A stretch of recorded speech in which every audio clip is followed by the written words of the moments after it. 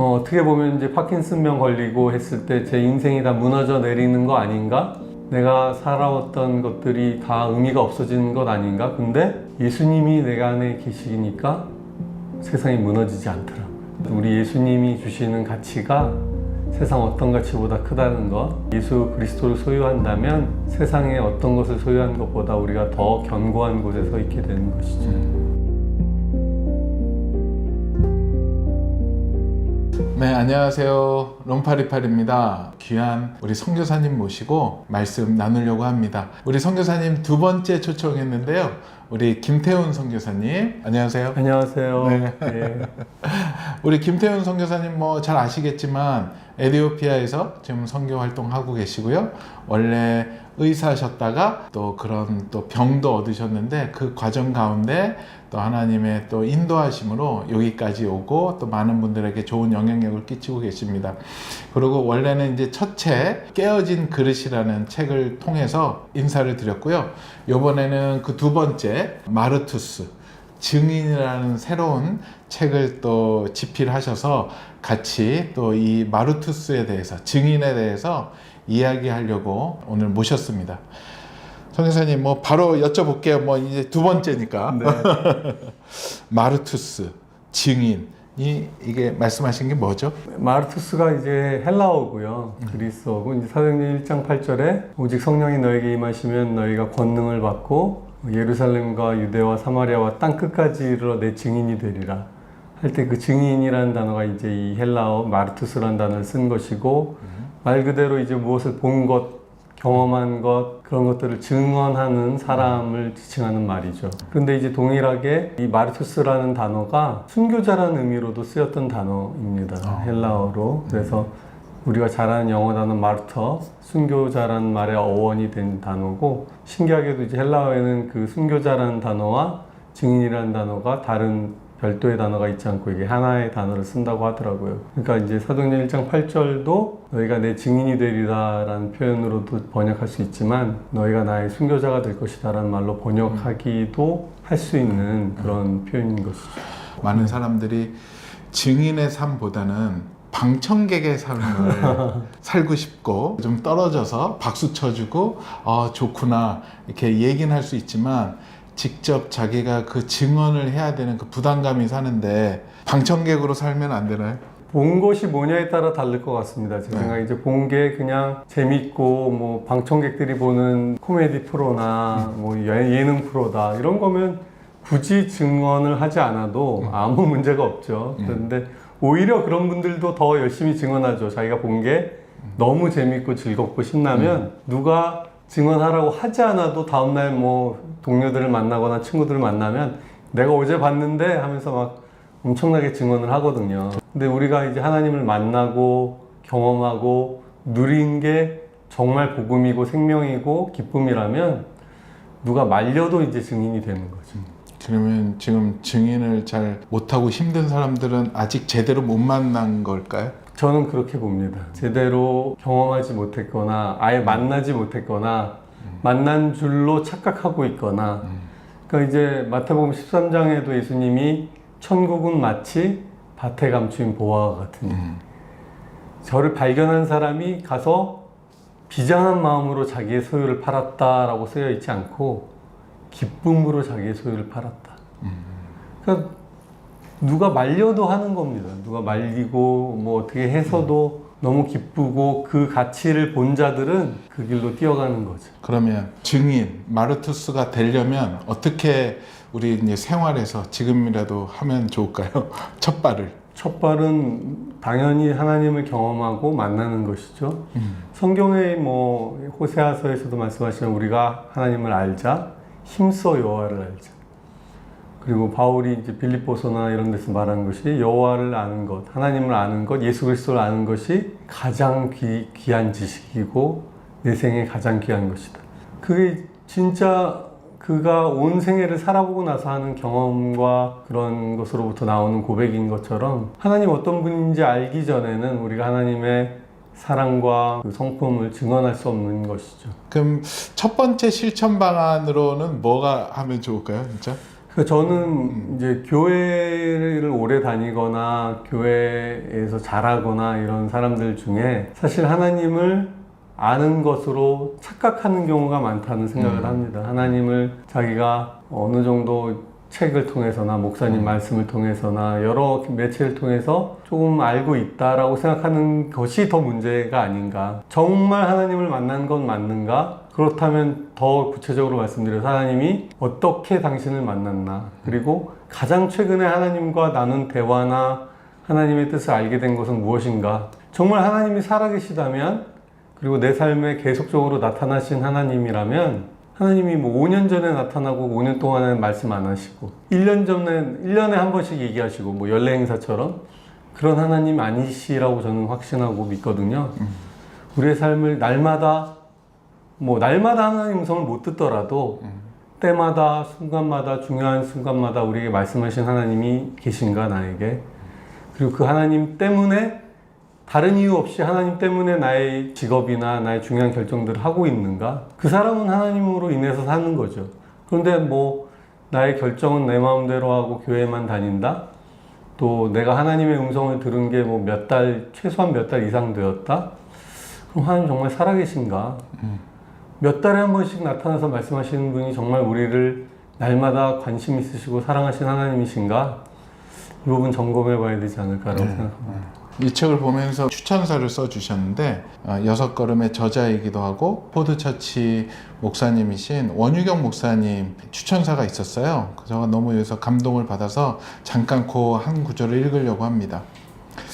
나는 책을 읽는 동안 종종 숨을 고르고 읽기를 멈춰야 했습니다. 가슴이 옥죄어 올 정도로 먹먹했기 때문입니다. 또한 선교사님의 고백을 천천히 음미하며 이 가정이 투신한 그리스도를 위한 삶의 자치와 열망성에 공명하시는 그리스도의 음성을 들을 수 있었습니다. 한 인생에 새겨진 하나님의 선명한 손자국을 보았습니다. 우리는 그 자치를 추격하며 끝내 그분을 발견하게 됩니다. 특히 여기에 하나님의 선명한 손자국이라는 말을 쓰셨더라고요. 또 다 그 추천사 써주신 분들이 하나님의 선명한 손자국에 대해서 얘기를 하시는데 하나님의 선명한 손자국이 뭐죠? 그러니까 이제 뭐 제 책에도 나온 표현인 것 같은데 하나님의 말하자면 핑거프린트, 지문이 남는 거죠. 하나님이 만지신 흔적을 발견하게 되는 거죠. 저 사람의 저 부분을 보니 하나님이 만지셨구나.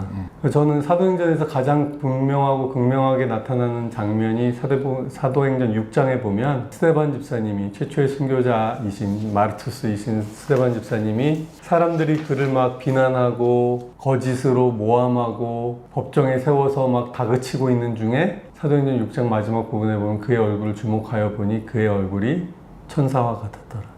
그러니까 정말 다급하고 억울하고 화나고 분통 터질 수 있는 바로 그 순간에 그의 얼굴을 보았는데 천사의 얼굴과 같았더라. 하나님의 표정이 그의 얼굴에 담겨 있다는 것, 하늘의 가치가 그의 얼굴에 새겨져 있다는 것, 그의 삶 속에 역사하셨던 하나님이 아로 새겨 놓으신 하나님의 흔적, 하나님의 역사를 그의 얼굴로 드러내는 증인. 그 사람의 얼굴이야말로 하나님의 손자국이 남겨져 있는 가장 큰 증거가 아닌가. 그게 너무 극단적인 예로 저는 생각이 되고요. 그 외에도 우리가 이제 하나님의 사람들을 만나보면 이야기 나누거나 삶의 궤적이나 표정을 볼 때에 문득문득 스치는 하나님의 형상들, 그것을 저는 이제 하나님의 손자국이라고 생각합니다. 그러면 이 지금 영상을 보시는 분이 나한테 하나님의 손자국이 있는지 한번 체크해 보려면 뭐를 체크를 해야 될까요? 체크 안 하고도 그냥 알아야 되는 건가요? 네. 그러니까 이제 그걸 이제 다른 말로 하자면 갈라디아서 5장에 보면 성령의 열매. 우리 가운데 성령께서 오랫동안 역사하시고 우리가 성령님을 모시고 성령님이 우리 삶에서 오랫동안 일하시는 그러한 열매로 나타나는 것들. 열매가 뭐 다른 가시적인 성과나 눈에 보이는 결과물이 아니라 거기 보면 사랑과 희락과 화평, 즉 다 성품들이에요. 그 나열된 것들이 사랑이 많은 사람, 기쁨이 있는 사람, 마음에 화평이 있고 오래 참고 자비롭고 선하고 충성스럽고 온유하고 절제가 많은. 즉 결국은 물론 이제 스테반 집사님 그것이 단적으로 얼굴에 나타난 것이고 결국은 저희의 삶 그리고 저희의 인격 그것이 우리의 하나님의 손자국으로 나타나는 성령의 열매 그렇게 말할 수 있을 것 같습니다. 예. 제가 그 선교사님 또 이제 이렇게 오신다고 해서 저번에 오셨을 때에 깨어진 그릇에 관련된 인터뷰를 할 때 제가 다시 보게 됐는데 너무 좋더라고요.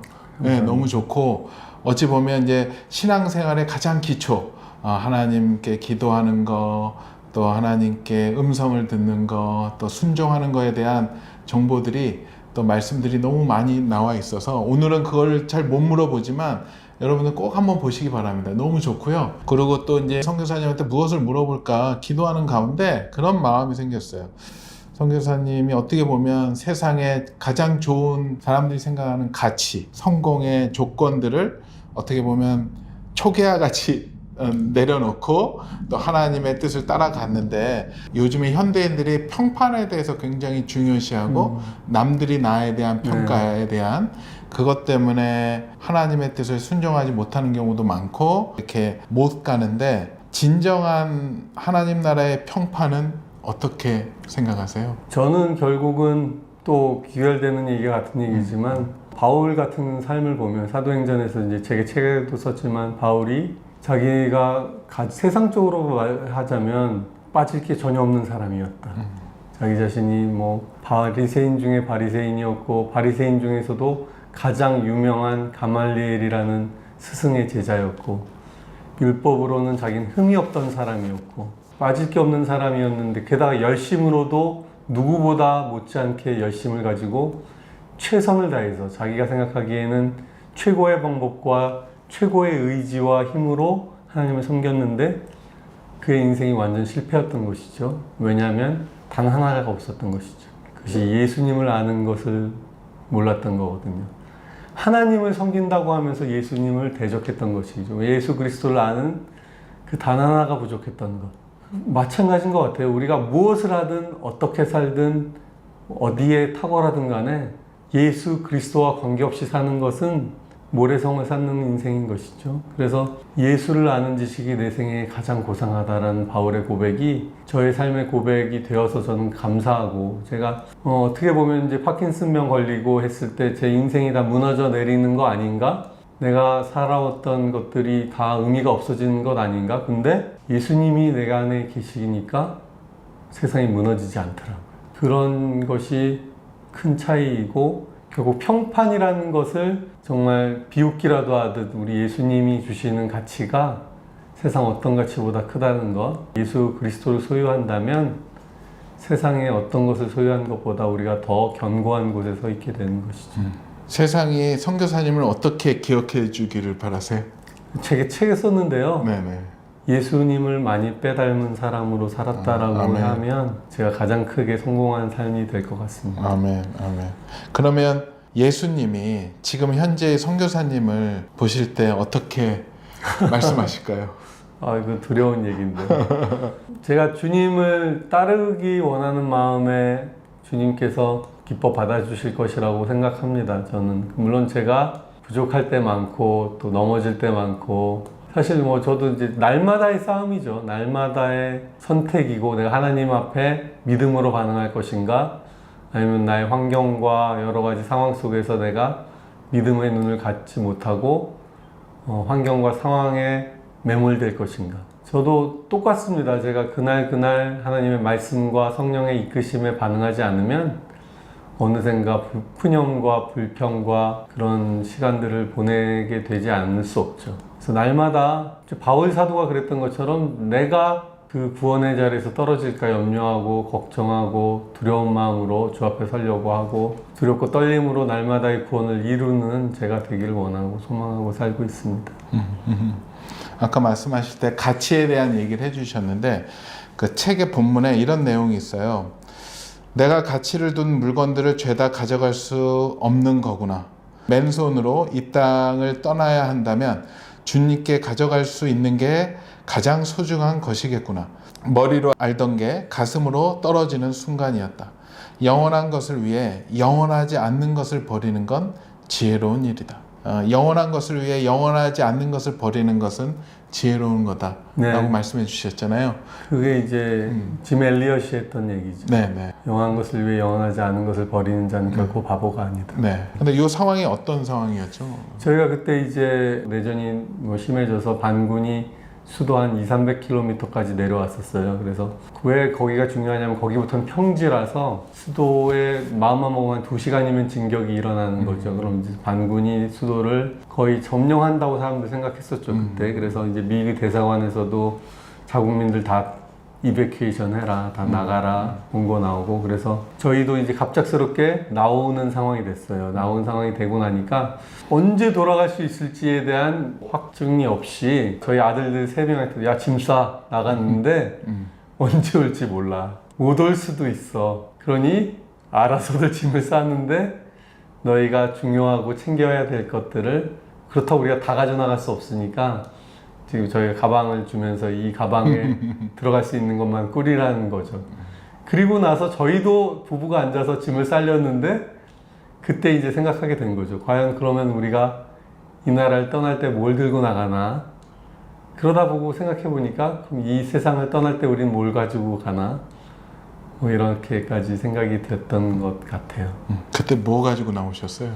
그냥 옷가지가 전부였던 것 같습니다. 옷가지가. 심지어는 뭐 저희가 보유하고 있던 외화도 뭐 그걸 다 뭐 들고 나간 것도 뭐 그렇고 뭐 많지도 않지만 어떻게 그냥 냉동고에 음식물 바닥에다가 깔고 나왔어요. 혹시라도 나중에 뭐 누가 발견하면 서프라이즈로 가져갈 수 있을지 모르겠는데 하여간에 정말 옷가지만 가지고 나왔고 그냥 뭐 다 남겨두고 나왔죠. 별로 가져 나온 게 없고 심지어 저희가 이제 거기서 나와서 케냐에서 지내다가 몬트리올로 가게 되거든요. 그때가 11월 말이고 12월인데 반바지 쪼리 복장으로 눈 내리는 몬트리올에 저희가 내렸어요. 그러니까 정말 아무것도 없는 거예요. 저희에게 저희 몸을 제대로 가릴 만한 옷도 없었어요. 그러니까 인생이라는 것이 뭘 가지고 가는가? 아무것도 없고 결국 우리의 마음만 들고 다니는구나. 그럼 나중에 다시 돌아가셨어요? 네, 생각보다. 그럼 어떻게 저기는 저기 돈은 살아 있던가요? 네. 살아 있어요. 이제 저희가 작전을 잘 쓴 게 이제 냉동 식품 밑에 깔고 막 이래가지고 아마 사람들이 예상치도 못했던 곳에 있었기 때문에 문제 없었습니다. 하나님이 그것도 보호해 주셨네. 저번 1차 그 인터뷰 때 사람들이 그 많이 은혜를 받았다는 영역이 다짜고짜 기도와 그거에서 다들 이렇게 네. 은혜를 받고 또 이렇게 얘기했더라고요. 그래서 이번에도 봤더니 이번 책에도 기도에 대한 영역이 한 군데 있어서 그거 제가 내용 한번 읽어보고 또 한번 질문 드릴게요. 하나님께 아뢰는 기도에 예외란 존재하지 않는다. 그저 하나님께 우리의 사정을 아뢰기만 하면 된다. 그러는 순간 그 문제와 관련한 모든 사안의 결과와 책임은 우리 손에서 떠나게 된다. 주님께서 들으셨기에 그분이 돌보실 것이기 때문이다. 저는 이 마지막 그 두 구절이 너무 좋더라고요. 우리 손에서 떠나기 때문이다. 기도를 통해서 하나님께 토스를 해서 던져 넣기 때문에 이제 기다리면 되겠네요. 성경에서 말하기를 날마다 우리의 짐을 져주신 하나님이라고 그러셨거든요. 그리고 수고하고 무거운 짐을 지지 말고 나에게로 가지고 오라. 우리의 인생의 문제들을 넘겨드리기에 전혀 부족함이 없으시고요. 그리고 아무것도 염려하지 말고, 잘 아시는 빌립보서 말씀이지만 아무것도 염려하지 말고 오직 모든 일에 기도와 간구로 너희 구할 것을 감사함으로 하나님께 아뢰라. 제가 그 말씀을 근거해서 쓴 거죠. 모든 일, 예외 없이 모든 일을 하나님께 아뢰 수 있구나. 그리고 아무것도 염려할 필요가 없구나. 그리고 하나님께 구해라, 뭐 하나님께 요구해라 라고 돼 있죠. 하나님께 그냥 아뢰라. 알려드려라. 그러면 하나님의 지혜가, 모든 지각에 뛰어난 하나님의 평강이 너희 마음과 생각을 지켜준다. 우리의 할 부분은 하나님께 구체적으로 이러이러한 방법으로 이렇게 해결해 달라고 얘기할 필요도 없고 우리의 모든 부분을 예외 없이 모든 문제와 모든 상황을 하나님께 알려드리면, 그렇다고 하나님이 모르시기 때문에 알려달라고 하시는 게 아니라 그만큼 우리가 하나님을 신뢰하고 하나님과 소통하기를 원하시는 것이죠.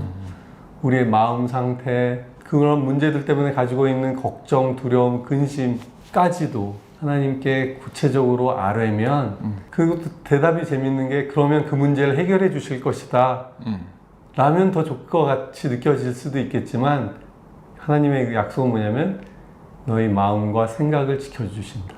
어떤 게 더 중요할 거라고 생각하실지 모르겠지만 마음과 생각이 지켜준다면 어떤 상황이 와도 우리가 대처할 수 있고 담대할 수 있고 이런 거 아니겠습니까? 그리고 나서 또 요한일서에 보면 우리의 기도를 들으시는 줄을 안즉 또 우리의 기도에 응답하실 것을 알 수 있다라고 생각하면 그 말씀까지 곁들여 생각해 보면 알고 우리 생각과 마음을 지켜주신 그 하나님께서 가장 선한 길로 또 이루어 주시는 것까지도 우리가 신뢰할 수 있는 거죠. 아멘. 아멘. 일단은 아뢰는 것부터 네, 여기도 기도는 시작을 해야 그냥 돼요. 아뢰는 것입니다. 네.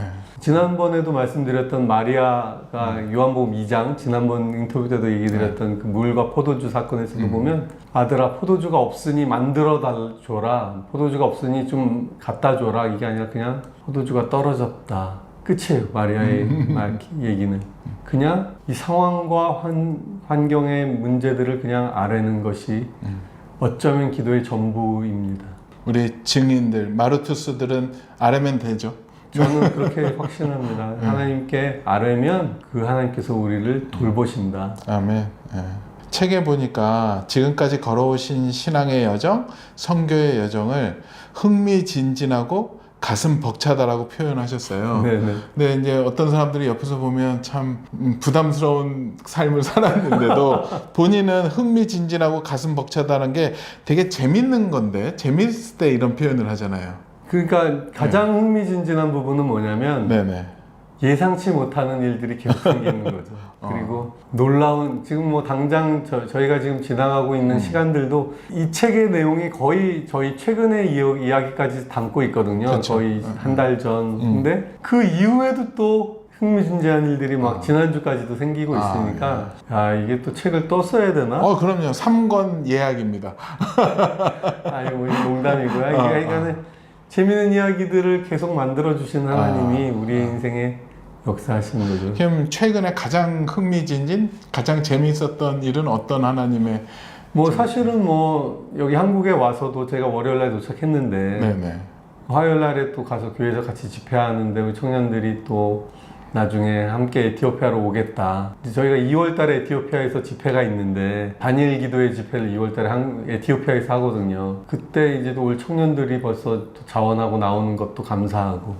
그리고 에티오피아에서 제가 일요일 밤 비행기를 타고 왔는데 토요일날 이 책에 나오는 그 12월 2일 미션 에티오피아 집회를 했거든요.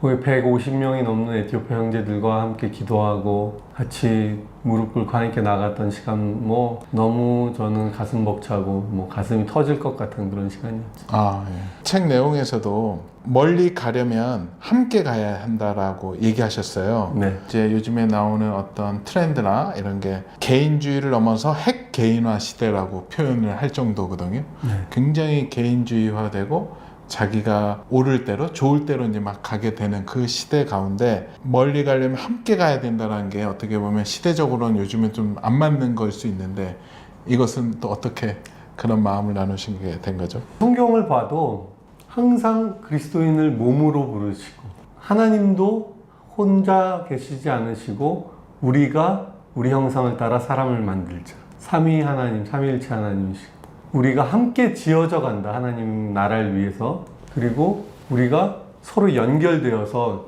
건물, 에베소서 2장에 보면 우리를 건물로 비유하셔서 함께 지어져 간다. 연결되어 있고 한 몸이고 함께 가고. 그리고 제가 이제 의사잖아요. 의료적으로도 의학적으로도 생명이라는 것을 어떻게 정의하냐면, 그러니까 이제 현미경으로 우리가 세포를 들여다보면 세포가 막 죽었으면 현미경 몰폴로지, 그러니까 모양 형태적으로는 죽은 세포와 산 세포가 똑같이 보이지 않겠어요? 바로 세포가 죽었으면. 그런데 죽은 세포와 산 세포가 극명하게 차이가 나는 것은 살아있는 세포는 끊임없이 커뮤니케이션, 물질 교환이 일어나고 있어요. 우리의 몸의 어떤 부분도 끊임없이 시그널 트랜스덕션, 그러니까 신호를 주고받는 일, 물질 교환이 일어나고 있는 게 생명의 특징이에요. 살아있다라는 정의의 자체가 소통이 일어나고 있고 교환이 일어나고 있고 그런 것이죠. 즉 죽었다는 것 것을 어떻게 정해야 하냐면 더 이상의 아무런 교환이 안 일어나고 있는 것. 생명이라는 것이 그렇게 정의되고, 우리 역시 하나님이 그리스도의 몸이라고 표현했는데, 우리 몸을 보시면 혼자 떨어져 있는 몸에 기관이 있으면 말씀해 보십시오. 떨어져 나가는 순간 죽는 거거든. 그리고 예수님이 뭐라고 그랬냐면, 너희가 내 안에 있지 않으면 아무것도 할 수 없는 일. 하나님과 붙어 있지 않고는 아무런 일도 할 수 없는 존재라고 우리를 규정해 주셨기 때문에, 이것은 선택도 아니고 우리가 뭐 이걸 이쪽을 선택하네 저쪽을 선택, 이것은 생존의 문제고 우리가 그렇게 만들어진 거예요. 함께 붙어서 있지 않으면 살아 있을 수 없는 존재인 것이죠. 이것은 그냥 우리의 존재의 필수적인 가치인 것이죠. 젊은 친구들을 보면서 느끼는 점인데, 이제 많이들 진로 고민이 굉장히 많습니다. 무엇을 하고 무엇을 살아야 될지, 어찌 보면 자신의 비전, 사명을 제대로 찾지 못하고 있거든요. 우리 선교사님이 그런 청년들, 젊은 사람들, 진로를 찾지 못하는 사람들한테 만약에 주신다면 어떻게 그 진로를 찾아라. 좀 너무 원론적인 얘기를 한다고 하실지도 모르겠지만, 예수님이 길이거든요. 예수님이 우리 인생의 길이 되시는 분이신데, 그러면 뭐 제가 예수님을 따라가는데 어떻게 가면 되나요? 예수님이 우리 삶의 중심에 들어오시면 여러분의, 우리 청년들의 가치가 완전히 달라지거든요. 그러면 하나님이 일하기 시작하면 우리 인생의 문이 열리기 시작합니다. 저는 분명히 확신하는 게, 하나님이 우리의 인생길을 인도하지 않는 삶이 소극적이고 방어적이고 두려움에 쌓여 있고, 그런데 우리가 뭐든지 섬기기 시작하고 사람들을 돕기 시작하고 우리 인생을 나누기 시작하면 길이 보여요. 여러분 1년, 2년 어디 가서 봉사하는 것도 충분히 하셔도 아무 상관없어요. 그러다 보면 또 하나님이 다음 걸음 인도하실 거고, 저는 어떻게 생각하냐면요, 한국의 청년들이 더 많이 열방으로 나가서 봉사하고 섬기고 자기의 삶을 나누기 시작하면 반드시 하나님이 길을 열어주실 것이라고 믿습니다. 여러분, 월급이 없는 일을 한다고 해서 못 먹고 사는 건 아니고, 그러다가 돈을 쫓지 않고 사는데 돈이 쫓아오는 것을 경험하실 수 있을 겁니다.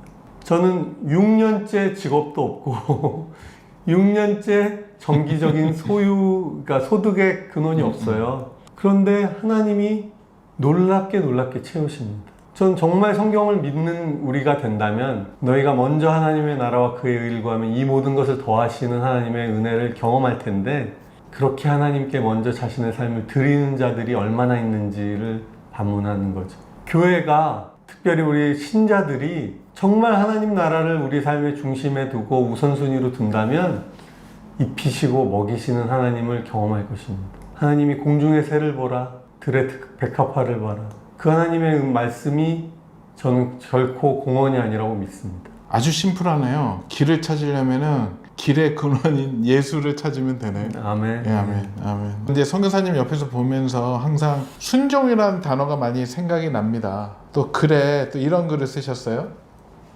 주님이 뛰라고 하시면 높이나 방향을 몰라도 뛰겠습니다. 주님이 내려놓으라 하시면 바로 놓겠습니다. 주님이 가라 하시면 바로 출발하겠습니다. 주님이 함께 하시면 어디든 갈 수 있습니다. 나는 그리스도 때문에 모든 것을 잃고자 합니다. 모든 것 대신 예수 그리스도, 오직 그리스도를 얻고 그리스도 안에 있는 사람이고자 합니다. 제가 어제도 수요 예배 갔던 교회에서 나눈 말씀이, 빌립 집사님이 이제 사도행전 8장에 보면 사마리아에서 막 부흥이 일어나고 있는데, 사마리아에서 막 예수 믿는 사람들이 일어나고 있는데, 성령께서 이르시기를 너는 가사길로 내려가라, 남쪽. 거기는 광야다. 빌립, 하나님 지금 뭔가 착각하시는 것 같아요. 지금 여기 예수 믿는 사람들이 엄청 많아지고 있어요. 부흥이 일어나요. 귀신이 쫓아나지고 능력이 나타나고 있는데 저보고 사막 한가운데로 가라고요. 그 말씀을 보시면, 그 말씀을 하신 다음에 그 다음 구절이 어떻게 되어 있냐면요, 일어나 가서 보니. 아무런 설명이 없어요. 일어나 가서 보니. 거기 이제 이티오피아 내시가 가고 있었던 것이죠. 근데 그 이티오피아 내시는 왕의 국고를 맡은 사람인데, 그냥 내시가 아니라 재정부 장관, 거의 우리나라로 말하자면 2인자가 되는 사람이죠. 왕 다음에 권력을 가진 사람인데, 또 하나님의 성령께서 말씀하시기를 수레에 가까이 다가가라. 그 왕의 2인자 같은 사람의 수레에 갑자기 뭐 약속도 안 한 사람이 다가오는 일은 제지를 당하거나 맞아 죽어도 할 말이 없는 거예요. 그런데 그 다음 구절이 뭐라고 써있냐면요. 빌립이 달려가 보니. 술에 가까이 가라고 했더니 가까이 간 게 그냥 천천히 간 정도가 아니라 달려갔다고 돼 있어요. 달려갔다. 창세기 22장에도 보면 하나님이 아브라함에게 너는 내 사랑하는 독자 내 외아들 이삭을 나에게 번제로 바쳐라. 하나님이 어떻게 그렇게 말씀하십니까? 너에게 하나밖에 없는 독자, 너의 외아들. 내가 다 알고 있어. 너에게 너무 귀하고 네가 사랑하는 아들인 거 아는데 이 아들 나한테 번제로 바쳐. 그 다음 구절이 뭐냐면 아브라함이 밤새 기도하고 씨름하다가 늦잠 자가지고 늦게 일어난 게 아니라 아침에 일찍이 일어나 안장을 꾸렸다고 되어 있어요. 꾸물거리는 건 순종이 아닙니다. 주저하는 것은 순종이 아닙니다. 하나님을 아는 자들은 말씀하시면 바로 하는 것입니다. 이것도 다짜고짜 순종을 해야 돼요. 그럼요. 다짜고짜 시리즈가 돼버렸네요. 아, 예. 이왕에 하나님한테 순종할 때 정말로 기분 좋게 순종해 드려야죠. 예, 아는 자들이 하는 거죠. 하나님이 선하시고 그게 가장 좋더라는 것을 알면 그렇게 가는 거죠. 성경의 그 하나님의 사람들, 이 증인들, 마르투스들을 보면 쿨합니다. 뭐 이유도 없고 그냥 얘기하시니까 그냥 하는 거고. 그러니까 제가 네. 배운 게 네. 말씀하시면 바로 뛰라고 하면 뛰고 박으라고 그러면 박고 뭐 이런 거죠. 책에 봤더니 미국에서 안식년을 마치시고 코로나로 인해서 에티오피아로 들어가지 못해서 굉장히 낙심 있을 때 주님이 찬양으로 찬양의 가사로 응답해 주셨다는 얘기가 나오는데 네네. 그때가 많이 울었죠. 정말 많이 회개의 눈물을 흘렸어요. 저희가 12월 31일 그러니까 주일 전날에 침대에 누워서 정말 길이 보이지가 않는데 우리가 정말 들어갈 수 있을까? 에티오피아 선교지로 다시 나갈 수 있을까? 하나님이 일하고 계신 거겠지? 제가 그런 푸념 섞인 이야기들을 침상에서 아내한테 했거든요. 그 다음날 아침에 주일날 교회에 갔는데 딱 부르는 첫 번째 찬양이 영어 찬양이었는데 하나님의 임재가 열린 문입니다. Your presence is open door. 문이 길이 보이지가 않고 문이 없어. 하나님의 임재가 열린 문입니다. 그리고 나서 두 번째 부른 노래가 Waymaker라는 길을 만드시는 하나님, 약속을 지키시는 하나님. 그 노래 가사 보시면 우리가 느끼지 않아도 하나님 여전히 일하고 계시고 우리가 보지 못한다고 해도 여전히 하나님 역사하고 계시고 마치 제가 했던 푸념에 하나님이 조목조목 답을 달아주시는 말문이 막히는 그 찬양들 부르면서 얼마나 많이 울었는지 모르겠고요. 그리고 나서 하나님이 길을 여시는데 뭐가 막히겠나. 그리고 한국에 들어와서 그 당시 코비드 때문에 이티오피아 대사관이 영사 업무를 중단했었거든요. 그런데 그래도 대사관에 한번 전화해보자 했더니 그 주 월요일부터 영사 업무를 재개했고 당장 오시면 바로 발급이 가능합니다. 그래서 그날 비자를 받았고 일주일 후에 영사 업무가 다시 중단되었어요. 그냥 웨이메이커시네요.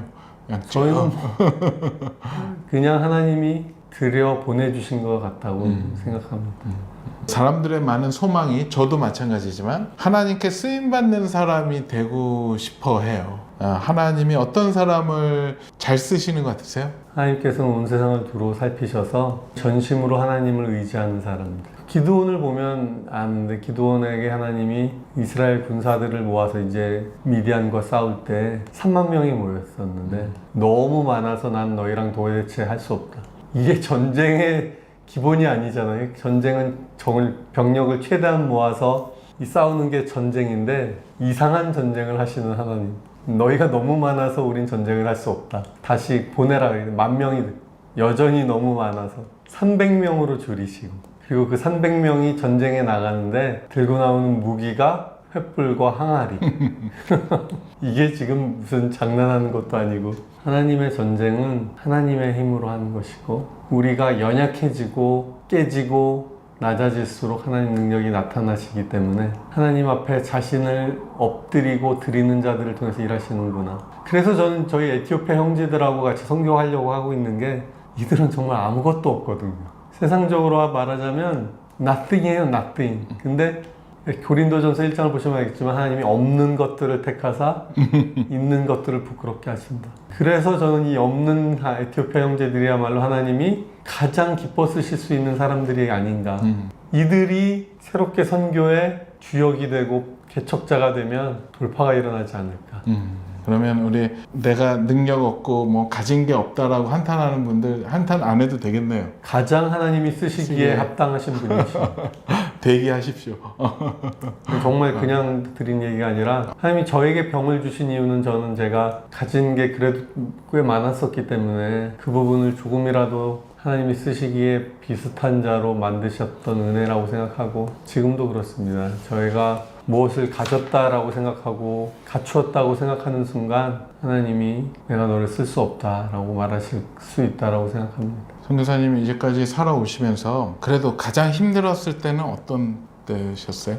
제가 영적으로 가장 어두웠던 때는 대학병원에서 열심히 일하던 때였어요. 왜냐하면 사람들이 제일 출세를 위해서 좋은 자리를 가고 있다라고 생각할 때였는데 행복하지가 않았어요. 저는 하나님과 깊이 교제하지 못하고 있는 제 삶을 보면서 제가 세상에 어느 자리를 갔는들 이것이 나의 기쁨이 되지 않을 것 같다는 생각이 들었고 그래서 아내에게 얘기했죠. 내가 이 자리를 관두고 나오고 싶다. 그게 안 좋다라는 것을 자각을 하는 것도 굉장히 중요한데 보통 모르고 그냥 그렇게 잡혀 들어가잖아요. 그래서 제가 생각하기에는 그런 세상의 어떤 지위나 안락, 쾌락을 알기 전에 하나님 임재를 알아야 합니다.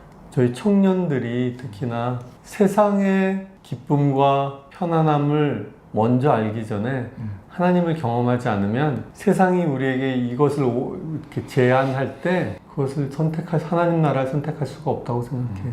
저는 다행히 하나님께서 저희가 대학교 1학년 때 하나님 임재를 알게 하시고 하나님 나라의 기쁨을 맛보게 하셨기 때문에 세상 속에서 하나님의 기쁨이 사라졌을 때 제가 제 인생의 위기를 직감할 수 있었던 것이 감사하죠.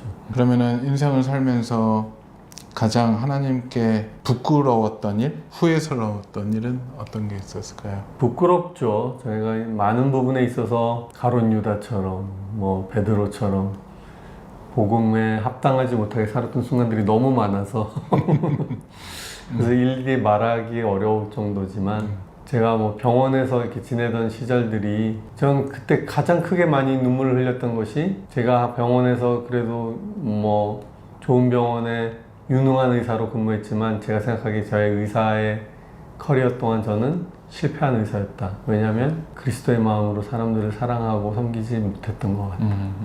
그래서 제가 이게 제일 부담되는 것 중에 하나가 여기 책의 앞에 띠 표지에 보면 유능한 외과 의사 김태훈 선교사에 이렇게 쓰여 있어요. 탁월한 외과 출판 편집해 주신 탁월한 빼면 안 돼요? 탁월한 외과 의사라는 것을 어떻게 해석하느냐에 따라 물론 다르겠지만 제가 생각하기엔 실패한 의사였던 것 같다. 탁월하니까는 본인이 실패한 의사라고 아시는 거죠. 그렇다면은 이제까지 삶 중에서 가장 멋진 순종, 자랑스러운 순종 어떤 게 있을까요? 그래도 여기저기서 저에게 좋은 자리를 오퍼해 주시는 순간에 아프리카로 간다고. 그러니까 저한테 오퍼를 주실 때 제가 다른 데로 가기로 했습니다. 그래 어느 병원으로 가기로 했는데 막 물어보시는데 제가 아프리카로 간다 했더니 약간 좀 멍한 표정으로 저를 바라보시는 분들 앞에서 한국의 좋은 대학병원 교수직만큼이나 저에게 더 중요한 자리가 있다는 메시지를 드리면서 선교지로 나갈 수 있게 해주신 것이 하나님께 감사하죠. 저 책도 본문 중에서 꼭 짚고 넘어갈 주제를 말씀하셨어요. 예배는 나에게 가장 귀한 것을 드리는 일이다. 자원하는 마음으로 전심을 담아 내게 가장 소중한 것, 곧 나 자신을 기쁘게 드리는 일이다. 예수님이 이 땅에서 행하신 모든 사역과 십자가 죽으심은 자신의 전부를 드린 예배였다. 하나님 아버지를 향한 그분의 사랑이 전적이고 자발적인 순종으로 표현된 인류 역사상 가장 위대한 예배였다. 누군가 그러더라고요. 선교의 궁극적인 것은 예배다 라는 얘기도 있듯이 그 예배의 중요성을 말씀하신 거죠. 네, 결국은 예배하기 위해 선교하는 것이고 세상의 모든 사람들을 하나님 앞에 예배자로 세우기 위한 것이 선교의 궁극적인 목적인 것이고 예배가 내 삶에 진짜 예배가 일어나면 내가 기뻐하는 하나님이 원하시는 것을 구하게 되잖아요. 근데 하나님은 마음이 어디 가 계시냐면 잃어버린 사람들을 위해 가 계시거든요. 하나님은 99마리 양을 버려두고 한 마리 잃어버린 양을 따라가시는 분이시거든요.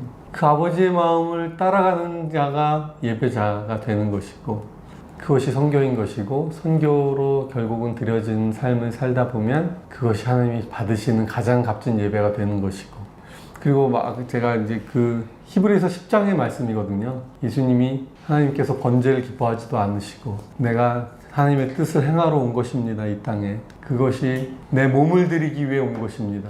히브리서 10장. 그래서 하나님이, 예수님께서 이 땅에 사셨던 것은 그 하나님 아버지의 기뻐하신 뜻을 따라 자기의 몸을 제물로 드리셔서 온 인류를 구원하신 일을 이루신 가장 위대한 예배. 예수를 닮는다는 것은 결국은 가장 위대한 예배에 우리도 동참하는 것, 그것이 내 삶을 드리는 것, 순교, 증인, 그런 맥락이죠. 이게 선교하시고 이렇게 말씀 전하실 때 원래 출신이 외과 의사시잖아요. 네. 외과 의사식의 이런 상황이 또 그런 접근법이 적용되나요? 외과 의사에게는 결단력이 필요하다고 생각하고요. 이제 그렇죠. 순간적인 상황이 딱 닥쳤을 때 판단하고 결단해서 실행하고 그런 면에서는 굉장히 좋은 것 같습니다. 제가 이제 그런 훈련을 받아온 거죠. 의사를 하면서 딱 맞닥뜨린 상황 가운데서 바른 판단을 내려서, 특히나 또 외과 의사들은 보시면 알겠지만 혼자서 수술한다는 건 불가능해요. 배 안을 누가 이렇게 벌려서 그 수술할 수 있는 공간을 만들어줘야만 수술을 할 수 있거든요. 아무리 내가 수술을 잘하는 의사라고 해도 누군가가 그 환경을 만들어주지 않은 수술을 다 팀으로 수술합니다. 즉 동역하지 않으면 조금 더 일할 수 없죠. 특히 제가 간이식을 전공했었는데 감사한 게 간이식은 더더욱 팀 사역이에요. 한쪽에서는 병든 사람으로부터 병든 간을 제거하고 있고, 이쪽에서는 공여자들의 간을 적출해서 새롭게 간을 심어줄 곳에 넣을 수 있도록 다듬어야 되거든요. 그게 동시에 일어나지 않으면 시간이 지체되니까 이제 장기가 상하고 손상받게 되니까 손발이 착착착 맞아야 되는 거예요. 그러면서 저도 리더십을 배우고 또 사람들의 마음을 함께 이어서 엮어서 일하지 않으면 최상의 결과를 얻어낼 수 없는 거죠. 내가 혼자 아무리 잘나도 일을 할 수 없습니다. 그리고 그렇게 성취했을 때, 우리가 같이 해냈을 때 기쁨이 더 크고 보람도 더 크고, 이런 것들을 하나님이 가르쳐 주신 것 같아요. 그래서 이번에 저 얘기 듣기로는 페이스 미션이 네. 하나 만들어졌다고 했는데 그 점 네. 잠깐 설명해 주시죠. 정말 하나님께서 전부터 너는 혼자서 사역하면 안 된다. 팀을 이뤄서 사역해라. 동역자들과 함께 몸을 이루어서 사역해라 말씀을 주셨고, 그 비전을 나누고 해서 저희가 함께 동역자들, 하나님 귀한 분들 모으게 해주셔서 지난 9월에 정말 저희가 귀한 창립 시간을 가져서 페이스 미션, PACE, 페이스메이커라는 말 있잖아요. 마라톤에서 이렇게 옆에서 띄워주는, 보조를 맞춰서 띄워주는. 그래서 저희는 성령님과 보조를 맞추고 또 에티오피아 현지 교회를 우리가 막 지도하고 이끌고 가고 하는 게 아니라 그들의 보조를 맞추어서 하나님과 또 현지 형제들과 보조를 맞추어서 하나님의 뜻을 이루는 단체를 만들자라는 이름으로 선교 단체라고 할 수 있겠죠. 그런 단체를 시작하게 됐습니다. 에티오피아 그 형제들 섬기고 이렇게 하는 거 그 사역이잖아요. 네. 거기에 또 재정이 많이 필요할 텐데 네. 우리 그 구독자님들, 우리 보시는 분들도 같이 동참할 수 있죠. 얼마든지 해주실 수 있고요. 예, 까마귀가 필요합니다. 예, 저희는 뭐 하나님 채우실 것에 대한 의심이 없기 때문에 네. 많이들 함께 해주시죠. 그래서 우리 그 영상 나가는 그 밑에 그 페이스 미션 거기 후원할 수 있는 구자 또 넣을 테니까요. 제가 여기에서 이제 몇 번 그 아프리카 우리 그때 하셨던 우리 선교사님도 연락이 왔었어요. 여기를 통해서 또 많은 재정들이 들어와서 그 날라갔던 지붕 다시 만들 수 있다라는 분들도 있고, 이걸 통해서 또 우리 요즘에 자꾸만 아프리카로 연결이 되네요. 한국에서 아프리카 그 노동자들 또 섬기는 목사님이랑 또 얼마 전에 인터뷰를 했는데, 거기도 이렇게 그 조이 하우스라고 후원하는 분들이 많이 또 연결이 되는 것 같더라고요. 우리 페이스 미션 거기도 같이 우리가 마음을 같이 모았으면 좋겠습니다. 몸 컨디션은 네. 어떠세요? 병 그 진행 과정이 지난번이 이제 불과 6개월 전이었으니까 네네네네. 아마 변화 없는 예, 것 같은데. 크게 변화 없을 것 같습니다. 아, 예. 계속 관리도 이렇게 하시고 관리해야 되는데 해야죠. 의사 선생님이 안 하시면 어떡합니까? 네, 열심히 하겠습니다.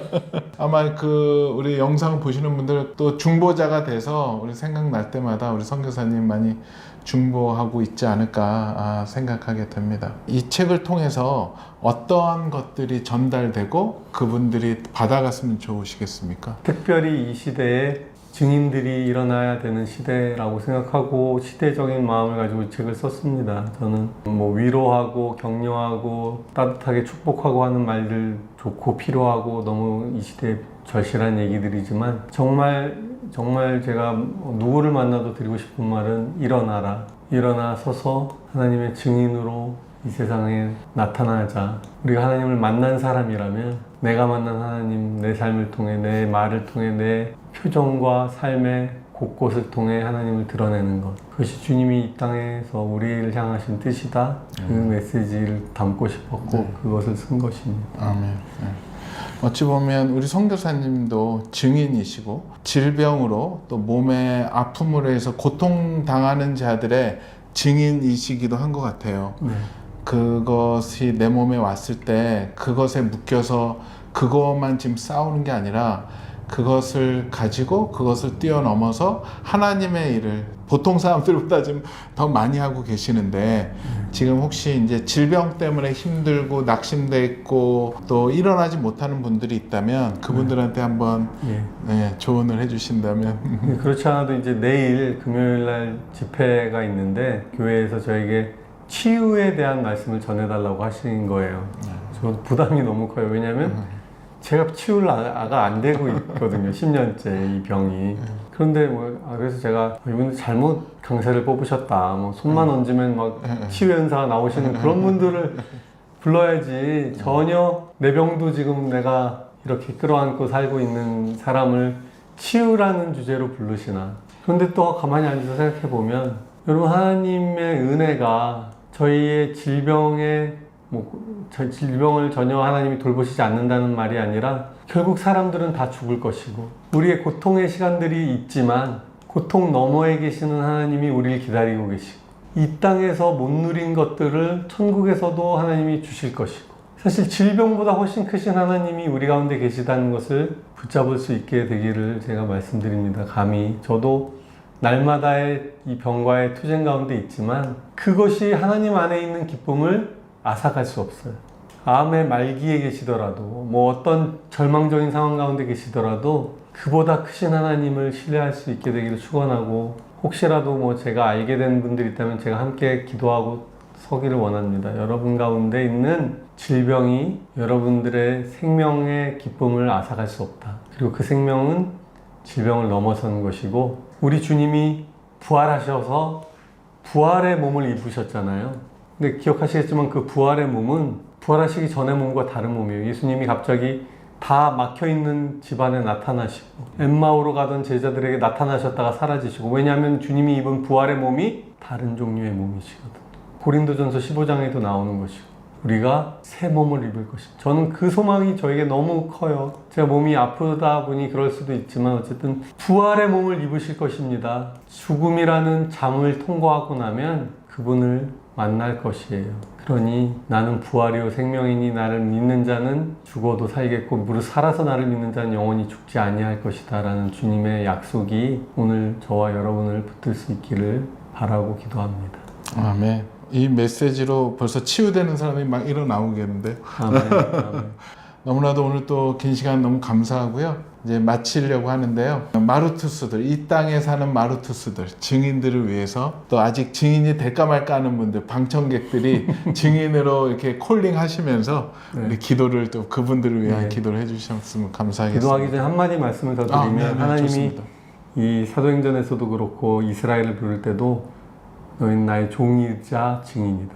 하나님 안에서 우리가 주인 행세를 하려고 하면 당연히 증인도 안 되죠. 하나님은 하나님이십니다. 우리가 하나님 자리에 가서 하나님을 우리가 좌지우지하려고 하면 결코 해법을 찾으실 수 없을 것입니다.